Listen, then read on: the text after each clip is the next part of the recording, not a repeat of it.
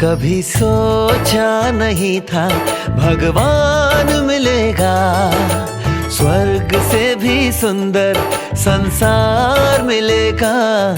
कभी सोचा नहीं था भगवान मिलेगा, स्वर्ग से भी सुंदर संसार मिलेगा। कभी सोचा नहीं था।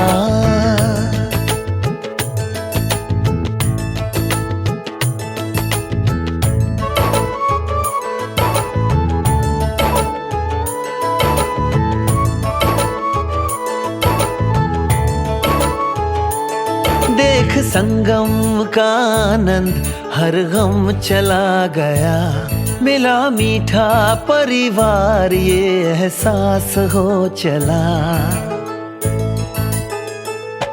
देख संगम का आनंद हर गम चला गया, मिला मीठा परिवार ये एहसास हो चला। उजड़े जहां चमन में फिर से फूल खिलेगा, कभी सोचा नहीं था भगवान मिलेगा, स्वर्ग से भी सुंदर संसार मिलेगा। कभी सोचा नहीं था।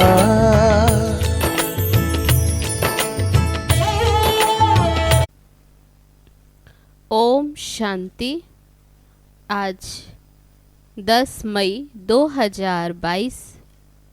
बाबा कहते मीठे बच्चे, बाप आए हैं तुम्हें श्रेष्ठ मत देकर सदा के लिए सुखी शांत बनाने। उनकी मत पर चलो, रूहानी पढ़ाई पढ़ो और पढ़ाओ तो एवर हेल्दी वेल्दी बन जाएंगे। प्रश्न है, कौन सा चांस सारे कल्प में इस समय ही मिलता है जो मिस नहीं करना है? उत्तर है, रूहानी सेवा करने का चांस, मनुष्य को देवता बनाने का चांस अभी ही मिलता है। ये चांस मिस नहीं करना है। रूहानी सर्विस में लग जाना है, सर्विसेबल बनना है। खास कुमारियों को ईश्वरीय गवर्नमेंट की सेवा करनी है। मम्मा को पूरा पूरा फॉलो करना है। अगर कुमारियां बाप का बनकर जिस्मानी सर्विस ही करती रहें, कांटों को फूल बनाने की सर्विस नहीं करें, तो यह भी जैसे बाप का डिसरिगार्ड है। गीत है, जाग सजनिया जाग नवयुग आया। ओम शांति। सजनियों को किसने समझाया? कहते हैं साजन आया सजनियों के लिए। कितनी सजनियां हैं, एक साजन को इतनी सजनियां, वंडर है ना। मनुष्य तो कहते हैं कृष्ण को 16,108 सजनियां थी, परंतु नहीं, शिव बाबा कहते हैं मुझे तो करोड़ों सजनियां हैं। सब सजनियों को मैं अपने साथ स्वीट होम में ले जाऊंगा। सजनियां भी ये समझती हैं हमको फिर से बाबा लेने आए हैं। जीव आत्मा सजनी ठहरी ना, दिल में है कि साजन आया है, शिव बाबा आया है हमको श्री मत दे श्रृंगार कराने के लिए।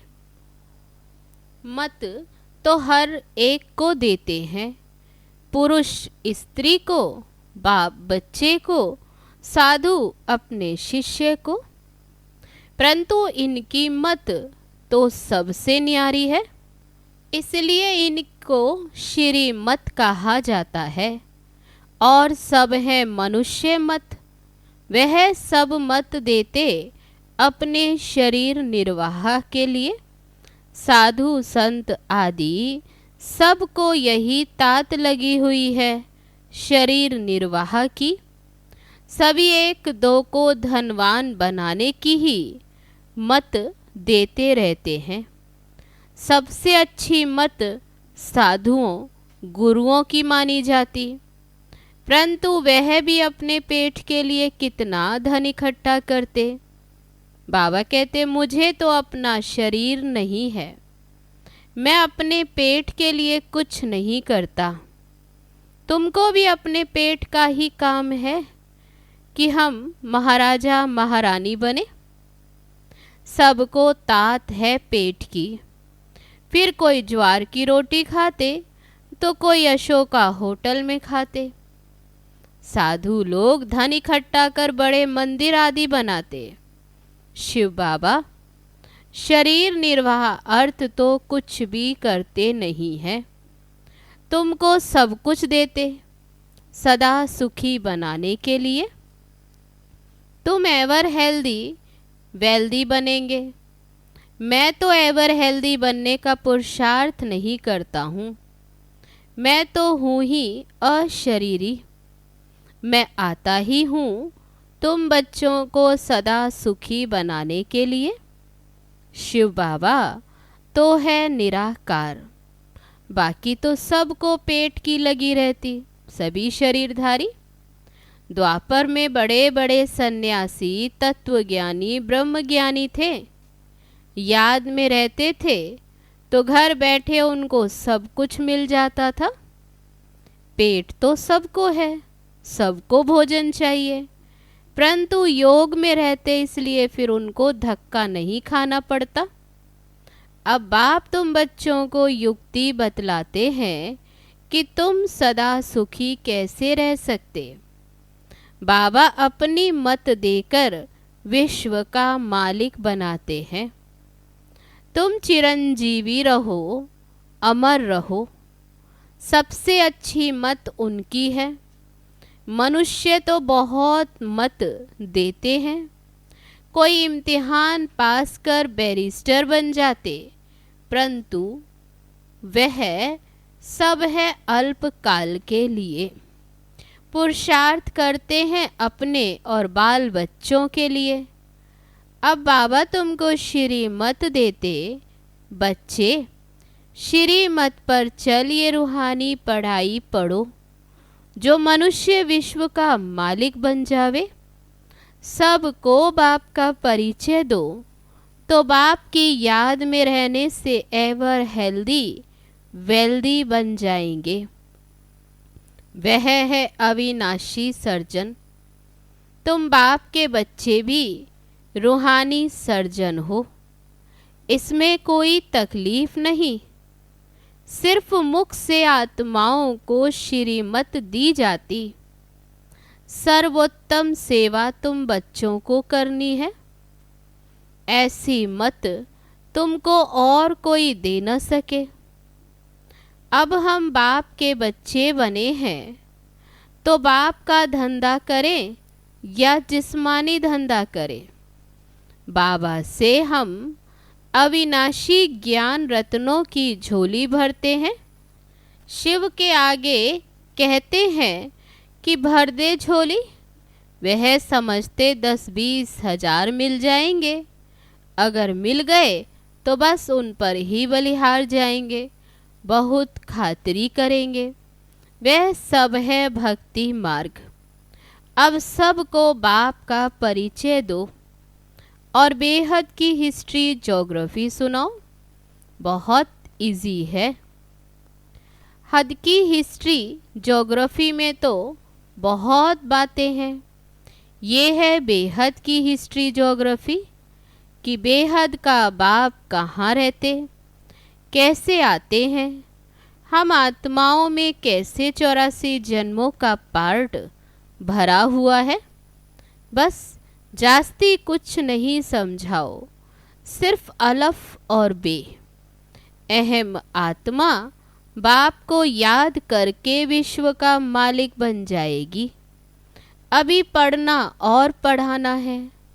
अलफ माना अल्लाह, बे माना बादशाही। अब सोचो ये धंधा करें या जिस्मानी धंधा कर 200-400 कमाए। बाबा कहते हैं अगर कोई होशियार बच्ची हो तो मैं उनके मित्र संबंधियों को भी दे सकता हूँ, जिससे उनके शरीर निर्वाह चलता रहे। परंतु बच्ची अच्छी हो, सर्विसेबल हो, अंदर बाहर साफ हो, बोली की बड़ी मीठी हो। वास्तव में कुमारी की कमाई माँ बाप खा नहीं सकते। बाबा का बनकर फिर भी उस जिस्मानी सर्विस में ध्यान बहुत देना, ये तो बाबा का डिसरिगार्ड हो गया। बाबा कहते मनुष्य मात्र को हेवन का मालिक बनाओ। बच्चे फिर जिस्मानी सर्विस में माथा मारे। स्कूल खोलना तो गवर्नमेंट का काम है। अब बच्चियों को बुद्धि से ये काम लेना है कि कौन सी सर्विस करें, ईश्वरीय गवर्नमेंट की या उस गवर्नमेंट की। जैसे ये बाबा जवाहरात का धंधा करते थे। फिर बड़े बाबा ने कहा ये अविनाशी ज्ञान रत्नों का धंधा करना है, इससे तुम यह बनेंगे। चतुर्भुज का भी साक्षात्कार करा दिया। अब वे विश्व का बादशाही लेवे या ये करे। तो बाबा कहते जैसे ब्रह्मा बाबा को साक्षात्कार कराया तो सबसे अच्छा धंधा तो ये है। भल कमाई अच्छी थी, परंतु बाबा ने इसमें प्रवेश होकर मत दी कि अलफ और बे को याद करो। कितना सहज है, छोटे बच्चे भी ये पढ़ाई पढ़ सकते हैं। शिव बाबा तो हर एक बच्चे को समझ सकते, ये भी सीख सकते हैं। ये है बाहरयामी, शिव बाबा है अंतर्यामी। ये बाबा भी हर एक की शक्ल से, बोल से, एक्ट से सब कुछ समझ सकते हैं। बच्चियों को रूहानी सर्विस का चांस एक ही बार मिलता है। अब ये दिल में आना चाहिए कि हम मनुष्य को देवता बनाएं या कांटों का कांटा बनाएं। सोचो क्या करना चाहिए। निराकार भगवानुवाच देह सहित देह के सब संबंध तोड़ो, अपने को आत्मा समझ बाप को याद करो।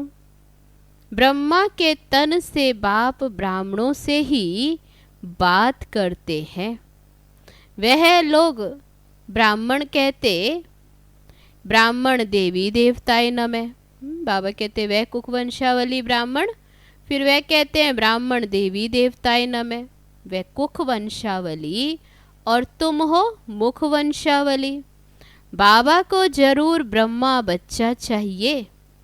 कुमार का बताओ, बाबा को कितने बच्चे हैं? तब बाबा ने प्रकाशमणि दादी जी से पूछा, बताओ बाबा को कितने बच्चे?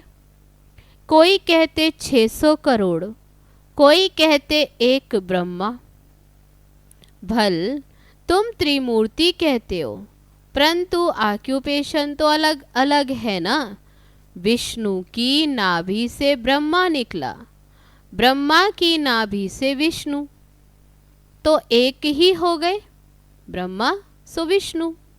विष्णु 84 जन्म लेते हैं, वह ब्रह्मा, बात तो एक ही है। बाकी रहा फिर शंकर। अब ऐसे तो नहीं शंकर सो शिव होता, नहीं, त्रिमूर्ति कहलाया जाता, परंतु राइटियस बच्चे 2 हुए। ये सब ज्ञान की बातें हैं। तो बच्चियों के लिए ये सर्विस करना अच्छा है या मैट्रिक आदि पढ़ना अच्छा है? वहाँ तो अल्पकाल का सुख मिलेगा, थोड़ी तनख्वाह आदि मिलेगी। यहाँ तो तुम भविष्य 21 जन्मों के लिए माला माल हो सकते हो। तो क्या करना चाहिए? कन्या तो निर्बंधन है, अधर कन्या से कुंवारी कन्या तीखी जा सकती है, क्योंकि वह पवित्र है। मम्मा भी कुमारी थी ना। पैसे की तो कोई बात ही नहीं। कितनी तीखी गई तो फॉलो करना चाहिए, खास कन्याओं को। मम्मा को फॉलो करना चाहिए। कांटों को फूल बनाए, ईश्वरीय पढ़ाई का चांस ले, या उस पढ़ाई का। बाबा कहते कौन सा चांस ले? कन्याओं का सेमिनार करना चाहिए।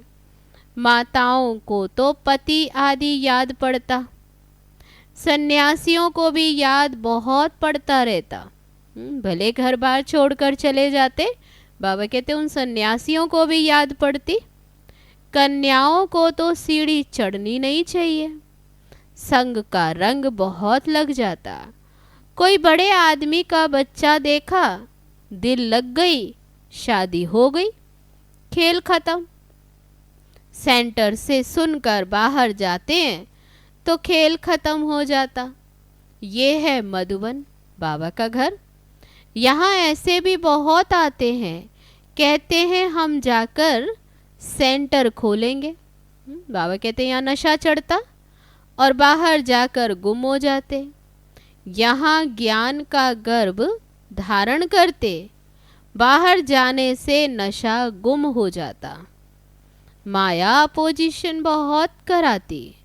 माया भी कहती वाह, इसने बाबा को भी पहचाना है, फिर भी बाबा को याद नहीं करती, तो हम भी घूसा मारेंगी। तो बाबा कहते माया फिर कहती मैं घूसा मारूंगी। ऐसे नहीं कहो कि बाबा आप माया से कहो हमको घूसा ना मारे। यह युद्ध का मैदान है। एक तरफ है रावण की सेना और दूसरी तरफ है राम की सेना। बहादुर बन राम की तरफ जाना चाहिए। आसुरी संप्रदाय को ही दैवी संप्रदाय बनाने का धंधा करना है।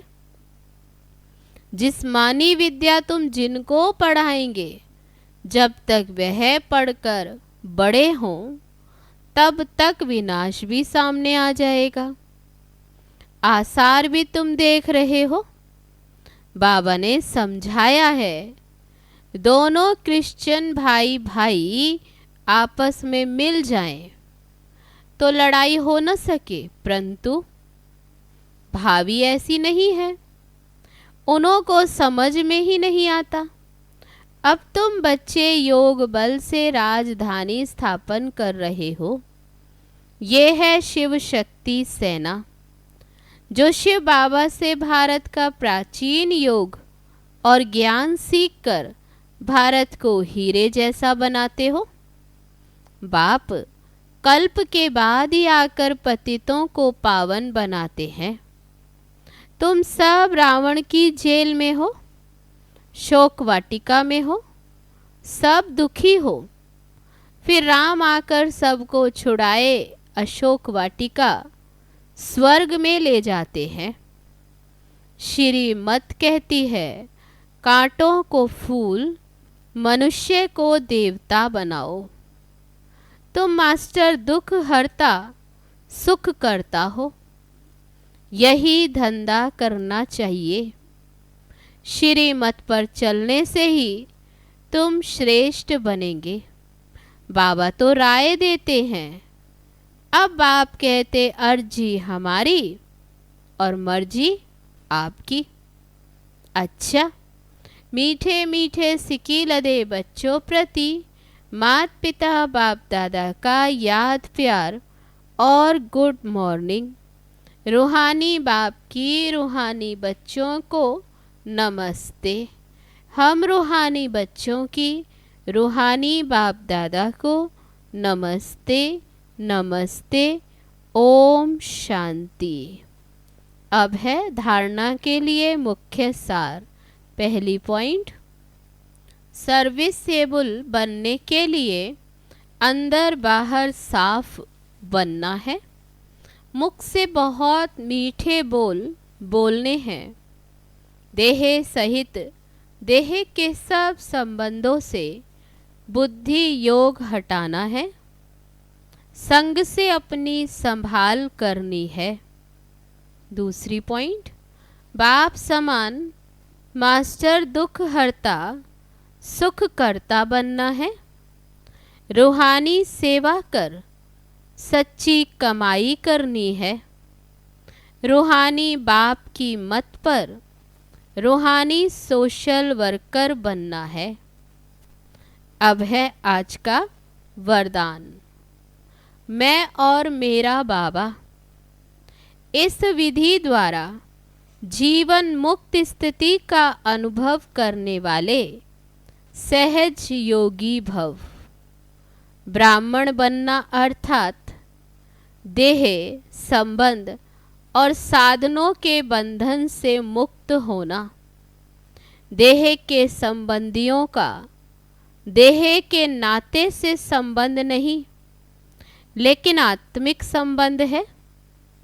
यदि कोई किसी के वश परवश हो जाते हैं तो बंधन है, लेकिन ब्राह्मण अर्थात जीवन मुक्त। जब तक कर्मेंद्रियों का आधार है तब तक कर्म तो करना ही है, लेकिन कर्म बंधन नहीं, कर्म संबंध है। ऐसा जो मुक्त है वो सदा सफलता मूर्त है। इसका सहज साधन है मैं और मेरा बाबा। यही याद सहज योगी सफलता मूर्त और बंधन मुक्त बना देती है। अब है आज का स्लोगन, मैं और मेरेपन की अलाए को समाप्त करना ही रियल गोल्ड बनना है। अब है मातेश्री जी के अनमोल महावाक्य। ये जो मनुष्य गीत गाते हैं, ओ गीता के भगवान, अपना वचन निभाने आ जाओ। अब वो स्वयं गीता का भगवान अपना कल्प पहले वाला वचन पालन करने के लिए आए हैं। और वे कहते हैं, हे बच्चे, जब भारत पर अति धर्म ग्लानि होती तब मैं इसी समय अपना अंजाम पालन करने, वायदा निभाने के लिए अवश्य आता हूँ। अब मेरे आने का ये मतलब नहीं कि मैं कोई युगे युगे आता हूँ। सभी युगों में तो कोई धर्म ग्लानि नहीं होती। धर्म ग्लानि होती ही है कलयुग में। तो परमात्मा कलयुग के अंत समय में ही आता है और कलयुग फिर कल्प कल्प आता है। तो जरूर वह कल्प कल्प आता है। शिव बाबा कल्प कल्प आते हैं। कल्प में फिर 4 युग हैं, उसको ही कल्प कहते। आधा कल्प सतयुग त्रेता में सतोगुण सतो प्रधान है। वहाँ तो परमात्मा के आने की कोई जरूरत नहीं। और द्वापर युग से तो फिर दूसरे धर्मों की शुरुआत है। उस समय भी अति धर्म ग्लानि नहीं है। इससे ये सिद्ध है कि परमात्मा तीनों युगों में तो आता ही नहीं।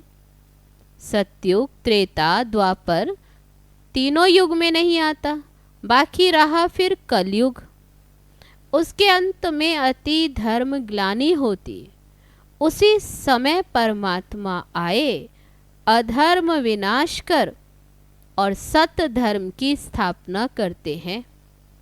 अगर द्वापर में आया होता तो फिर द्वापर के बाद सतयुग होना चाहिए। फिर कलयुग क्यों? ऐसे तो नहीं कहेंगे। परमात्मा ने घोर कलयुग की स्थापना की। अब ये तो बात नहीं हो सकती। इसलिए परमात्मा कहते, मैं एक हूँ और एक ही बार आए अधर्म अथवा कलयुग का विनाश कर सत्युग की स्थापना करता हूँ। तो मेरे आने का समय संगम युग है। अच्छा, ओम शांति।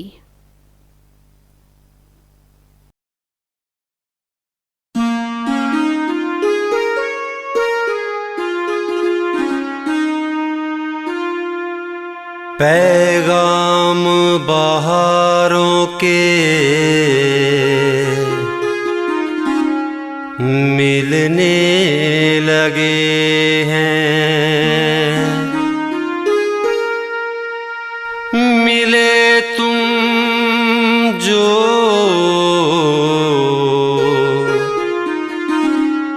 फूल खिलने लगे हैं।